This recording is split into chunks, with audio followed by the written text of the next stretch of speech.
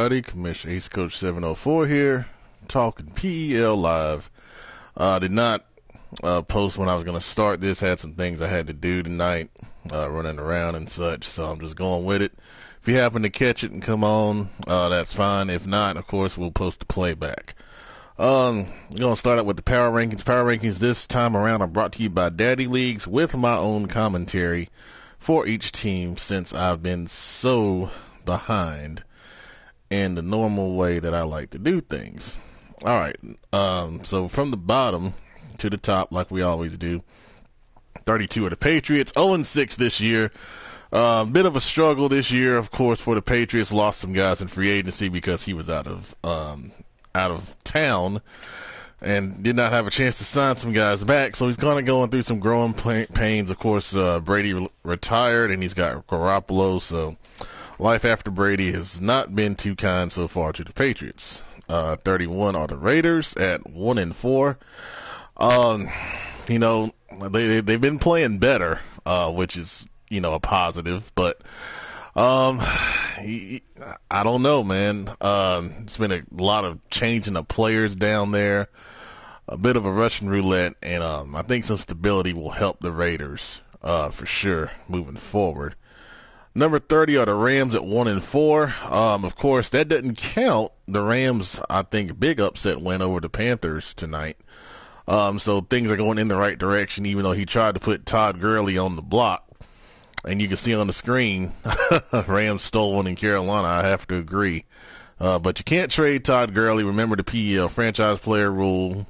Top 3 overall players on your roster per Daddy Leagues are not available for trade. 29 are the Bucks. Despite them being 0-6, Daddy Leagues, I guess, felt sorry for him because they didn't want to hear Blake cuss about being rated last in the league. All right, then. 28 are the Broncos. 1-4. I thought they had a good draft, and I thought, they were going to be better.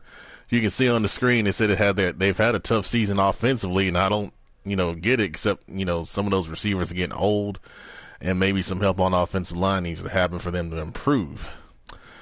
27 are the Bears at 0-5. Once again, despite them being 0-5, Daddy Leagues gives them a higher ranking, probably because of the strength of their division. But they're going to keep fighting in Chicago and continue to try to improve the overall talent on that roster. Excuse me. 26 are the Texans at 1-5. I think their one win was a sim win. But it's been a lot of depression, as you heard on storylines yesterday in Houston. So maybe that one win will kind of boost the morale down there in Houston for sure. 25 are the Cowboys at 1-4. And, the thing with them is they played the Eagles tough the other day, and they felt proud of that. And that's what it's come to in Dallas, feeling proud about being mediocre. That's all I got to say about that. That's a shame. 24 are the Bengals at 2-4. Welcome our new Bengals owner, Landon Lucas. He had a big win when he came in. He beat the Cardinals, and I think the Cardinals were undefeated at the time. And that just shows right there how strong the AFC is over the NFC. I won't resurrect that argument. I'll just let it play out at the end of the season. The Bengals unfortunately had a sim loss this past advance, but I think they're going to be a force to be reckoned with, joining an already strong division in the AFC North. 23 are the Ravens. Talking about strong divisions, I just played them. They're 1-5, but they don't play like a 1-5 team. Users, those linebackers, well, I always try to test a user sometimes to see how good they really are. And doing that got me in a battle when I shouldn't have been in. But, you can see on the screen that we had to throw for 428, and then Collier broke the damn rule and got a warning for yardage. So the Ravens will be very good once they get another offseason in, and they're able to shape that roster the way they want to do it. 22 are the Packers. Packers are 3-3 on the year. I hadn't seen them play much because he plays at such weird times being West Coast, but 3-3 isn't bad in that division so far. If you can knock off one of the Vikings or the Lions, at least get a split with them, that gives you a shot at possibly at least staying in wild card contention and then trying to sneak into the playoffs. 21 are the Colts, 2-4. Tougher year for the Colts. Of course, they went 10-6 last year, surprised everybody, and that got them into the didn't get them in the playoffs, but it got them a harder schedule. And I think we're starting to see some of the fruit bear out on that, given their record so far. Plus, they're in a very tough division in the AFC South. But they'll hang in there, and they're still going to be a tough out for anybody that plays them, for sure. Number 20 are the Saints at 2-3. The Saints have the ability to step up and beat anyone, to be honest with you, but sometimes it's hard. He's another West Coast guy, and it's hard to get up, and sometimes you take a loss because of that. But I think they're going to be right there if they can hang in the NFC South. I don't think anyone is running away with that division. It's been that way for all of Madden 18 so far. I think it'll continue to be that way going forward. 19, also NFC South, are the Falcons at 3-3, but they won tonight over the Titans in a big way, 42-14, and it was an impressive win for them as they continue to try to get out of the hole that they got into after being suspended for the first 2 games of the season. But of course they have a ton of in Atlanta, and if they're able to play not turn the football over, they're going to be a tough out moving forward all the way. 18, Miami Dolphins are 3-3 on the season. Miami had a really good year last year that ended tough in the playoffs, but I think they're still a really good team. I know Frank's a little frustrated this year with some of the things that have happened in games, and of course it frustrates us all from time to time, but he's still a very formidable opponent, and like I said before many times, he's probably one of the most sim players in the league, and I definitely appreciate that. Let's see. 17 are the LA Chargers. Deontay at 3-3, still continuing to fight through the lag and try to compete in the league. But like I said last year, he'll find a way to get into the playoffs. And, I still think he's very dangerous, given his track record, of course. 16, Carolina Panthers at 4-2. They fell to 4-3 with that upset loss to the Rams tonight. But, the thing with the Panthers is you don't know what you're going to get. And, you'll get him dominating sometimes against really good teams, and then you'll get him losing to a lesser team like the Rams. No offense, Rams, but I'm just going off what I've seen. So consistency is the big thing they want in Carolina, and hopefully Lee can give that to them going forward and try to win that division in the NFC South. 15, according to Daddy Leagues, are the Vikings at 4-2. If it was just me, I'd have them higher, but that's the way the Daddy Leagues does sometimes. He didn't play his last game and got a loss against the Redskins, so hopefully everything is okay with the Vikings and he'll be back to his normal self. And Ray Biza will continue to be a terror at quarterback. And we got to look at Hunter's numbers when we get a chance and see his sack numbers, if they're the same as they were last year when he went crazy on the league. 14 are the Titans at 4-2. They did lose tonight, so they're 4-3 now. I hadn't updated on Daddy Leagues yet. But the big thing is, and I was taking a look at this before we started here. Mariota, his touchdown to interception ratio is not good. And if the Titans are going to contend in this tough AFC, they have got to protect the football and not turn it over and give people short fields, because that's the thing that'll kill you going forward. 13 are the Giants at 3-2. I'm awaiting to hear back from the Giants. Trying to play our game this week. They ain't looking good right now. But the Giants have competition in the NFC East with the Eagles and the Redskins, and before it'd been pretty easy for them, and now you see when you've got contenders that it's not a cakewalk, and that's the way we should have it in every division in the league. But there's still a tough out. Anytime he's got Odell Beckham and he signs all them veterans in free agency, he's gonna have a team that can compete, and it's always a challenge when the Giants are playing. Number 12, according to Daddy Leagues, are the San Francisco 49ers at 4-2. The 49ers have played a tough schedule, of course. They beat the Seahawks last week, I believe, if I remember correctly. And, the big thing with them, Levi's just a really good player. And, when you play the NFC West, I'll give the credit to the West because they're battle tested. They fight each other every week. You saw what happened with the Rams. They were able to go and beat the Panthers, and the Rams are the worst team in the West. So, that's much respect when you come out of a battle tested division and you can go and beat other divisional opponents. It says a lot about what they're doing. And the NFC West is one of the toughest divisions in the PEL, and the 49ers are right now one of the better teams in that division. Number 11, according to Daddy Leagues, are the Cleveland Browns, who sit at 3-3, but they've had some tough losses. They had a 2-point loss to me. They had a 4-point loss to the Dolphins. So, two of those losses were really, really close. And we all know that Ramon is a really tough player.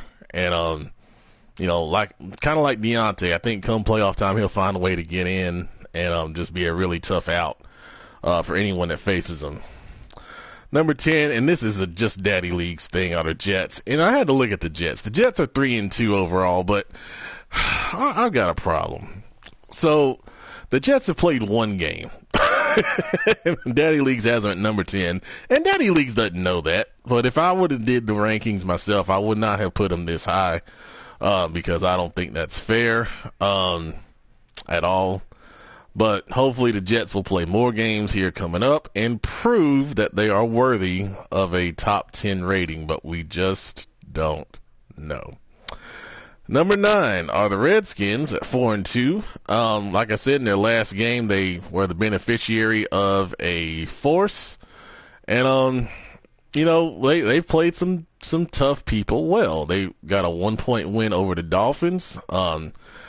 Madden screwed the Dolphins in that one with an onside kick, in my opinion, but, a win's a win. The thing with them, after watching them a good bit, passing game, I saw a lot of passing with them, so if you play the Redskins, that's the thing you're going to have to try to slow down. But they've been a good addition to the league. Really love all the content that he's put out, which has been awesome. And I wish some of my veterans would follow suit in that. It would be nice. Number 8 are the Seahawks. According to Daddy Leagues, 4-2 on the season. Had a tough loss, to the 49ers, and they're going through a tough stretch right now. I believe, I can't remember the exact order of the games, but the next couple games are really tough. So that will tell the story on where they're going to be. Are they going to be a contender, a pretender, or somewhere in between? So, they'll continue to go up against the best, and we'll see how it comes out. Number 7 are the Jaguars, according to Daddy Leagues, at 5-1. They had a tough loss. Their first loss was today to the Panthers. And I tell you, like I said about the Panthers, you don't know what you're going to get. He lost to the Rams earlier, but he knocked off the undefeated Jags this afternoon. So go figure. But I saw the Jags sign Carlos Dunlap in free agency as if they needed more defensive help. Not that I'm mad about it. But, with the Jags, they have a lot of speed on defense, and that makes, life easier. But the big thing I saw with them looking through stats is Teddy Bridgewater's touchdown to interception ratio, 12 touchdowns to 2 interceptions so far, gives you a lot of success on offense when you don't turn the football over and you're efficient. So that lends a lot of reason to their success as well.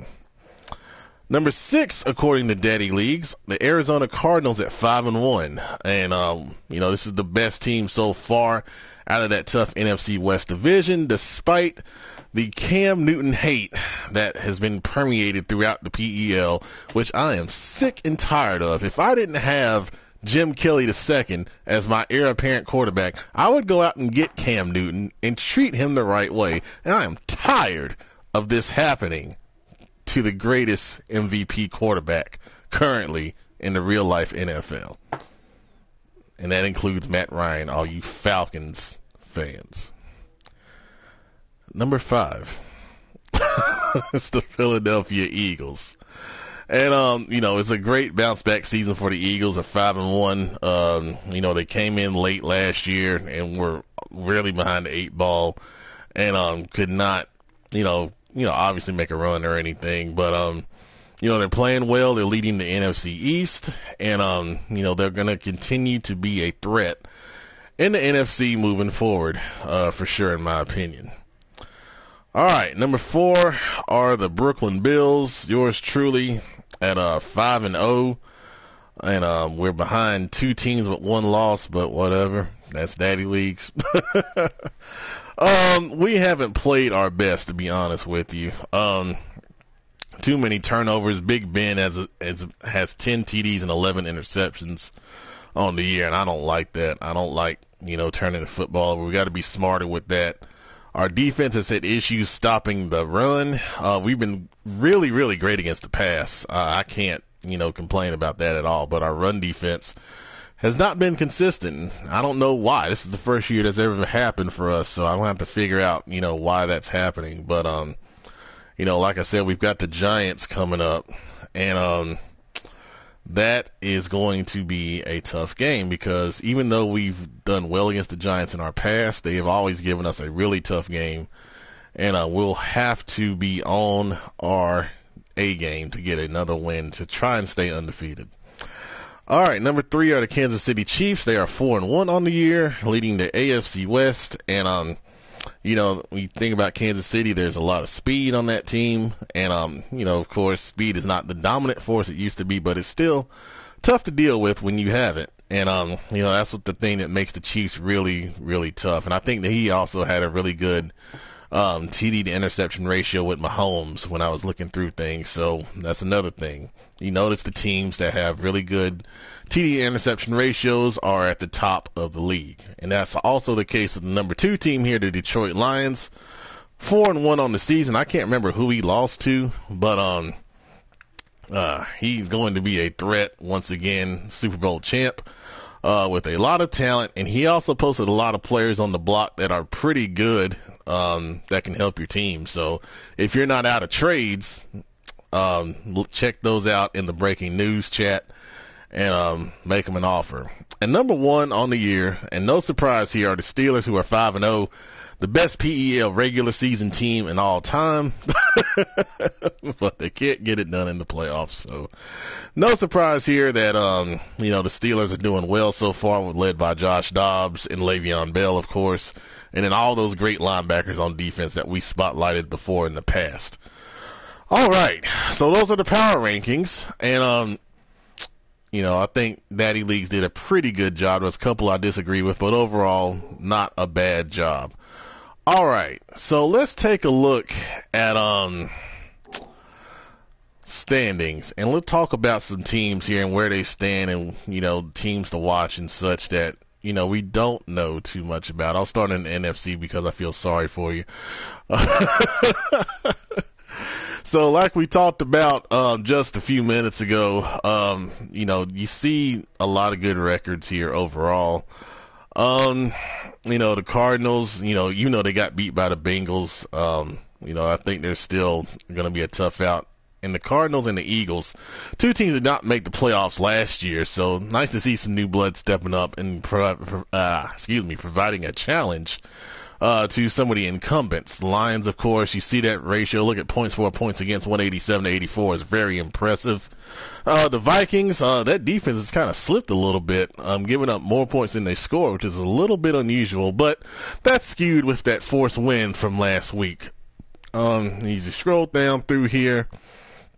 I think the Packers are interesting a bit, with 3-3. It's a little better than I expected him to be, given that they're in the NFC North. And then the rest of them are pretty much in line with what you would expect here. Not too many surprises in the NFC. All right, AFC, you got the Steelers and the Bills on the top. That Steelers defense, goodness, 75 points only given up in 5 games. That's really impressive there. Of course, the Bills didn't make the playoffs last year at 10-6. They were one of the 3 AFC teams at 10-6 that did not get in. And I'm going to tell you right now, that was a big motivator in Buffalo. Excuse me, I keep saying Buffalo, Brooklyn. And, we went out and did some things, and hopefully we can maintain the pace here. But the Jags are going to be tough. The Titans hanging in there at 4-3 is good. Jets, you still don't know. That 3-2 is misleading because they played one game and lost, and that was week 1. So, holding out on them. And in these 3 teams right here, the Dolphins, Browns, and Chargers, they're all really, really tough teams, proven winners, and in the end, they're going to be right there in the chase for the playoffs. And then the Bengals are going to be the ones you watch, because when you come in and you beat the Cardinals, and they beat them soundly, they're going to be a team that, at 2-4, you can still make a run and get in at the playoffs, but they have gone young. They cut a lot of veterans, and they're going young. And I think after an off season, they're going to be really tough moving forward here in the PEL. And we're glad to have you once again. And that pretty much rounds out teams to watch in the AFC. All right. I'm trying to remember the other thing I wanted to discuss. Let's take a look at some league leaders real quick. All right, let's get off of that. I'll go to NFL. All right, passing leaders, you can see, and this is by yardage, and we'll just roll with that. Ryan, Panthers, Rodgers, Beathard, so forth and so on. Of course, the great Brad Kaya. Y'all got to see this. What in the world? That's what focus training does and winning a ton of awards. Amazing. But then look at these touchdown interception ratios, guys. Good gracious. Come on, 23-19. That's not bad. But then, you go through there and there's me, 10-11. Don't like it. And then so forth and so on. We got to do a little better. That's a good one right here for Bridgewater, like I talked about earlier. All right, leading running backs. Let's take a look. All right, there's Le'Veon Bell and some names you would expect. David Johnson, Devontae Freeman, Fournette. This guy, Christie, having a really good year in San Francisco, young guy. There's Davis. Look at that, 7.6, man. Give him the ball. Quit throwing it. Come on, man. But look at these yards per carry averages. And, we want to talk about the run game is not working. Look at these averages. 6.6, 5.6, 5 yards, 6.4, 7.6, 5.8, 7.3. The run game is working. I don't want to hear no more BS about sliders because this is a way above NFL average for running backs. I don't want to hear it. I don't want to hear no more crying. I hope the right person is listening to that. All right. Off my soapbox. Receiving leaders. Of course, there's Odell Beckham, Josh Malone, who does really well. There's Parker that we all cussed that wasn't worth a first-round pick, but at least the numbers are worth it. Anderson for the Jets, those are sim numbers. No real credit there. And then, there's Alshon Jeffrey, one of the old veterans, getting it done. Veterans can still be valuable. All right, and then moving forward, you see the other guys. So good numbers there, really high averages. Guys are getting the ball down the field. Good stuff on that. Defensively, look at the defensive leaders. Not really big numbers because we're only in week 7, but there are some of the guys leading tacklers. Oh, let's look at sacks. Where's our boy at? Daniel. Oh, he's only got 7. Maybe the pass blocking sliders are helping a little bit. Interception leaders. All right, of course, Shazier. Howard Wilson. Who is this guy? He ain't that great. That's that damn Browns, man. That damn BS coding. But then some normal ones that you would expect to see from guys that use her pretty well, that are in the top here as far as leading defensive interception leaders. All right. So let's back out of that. And I do remember one thing I wanted to talk about, and that is a quick rules review. We've been getting a lot of things regarding. I wonder if I can at least show this. All right, so you see to the left, the offensive profile and tendencies, and you look at the Giants here just as an example. You see pass 67, run 33. Remember what our ratio is for rules. 70 to 30, okay, is the max, okay? So passing 70% of the time, running 30% of the time. Make sure your play calls match that or less, okay? We got to make sure we do that because that's the main premise of our sim league, okay? Balanced gameplay. And then you look at your defensive tendencies. You got to have, at least 30% man to 70% zone or less, okay? We're not getting, sometimes we get a lot of zone happiness, and we got to remember, we got to keep that balance in there. And you look at the Giants, he's only running 7% man. All right, and then the rest of that zone. Zone blitz is zone. I don't care if it says blitz, it's zone. All right, and you see his tendencies are not necessarily in the right place. And this is just an example. I'm not picking on him, okay? But I'm just letting you guys know you gotta follow the rules, okay, in terms of your balance. All right, and then with your pass routes, make sure you're not running the same pass routes more than 5 times. All right. And that includes the vaunted post, okay? And it's by completions, not by attempts, okay? So even if you try to throw the post 10 times, which you shouldn't be doing anyway, but if you do that, once you hit 5 completions, you got to find another way to attack the middle of the field. There's the dig route, there's the drag, there's the slant, oh gosh, what is it? The short cross. I can't remember the name of it, but there's multiple ways to attack the middle of the field, and that's usually where it's abused. All right, so make sure you mix that stuff up because I've been watching random streams, and those are just things that I've been picking out, and I've been sending DMs to people when I see, those things happening. All right.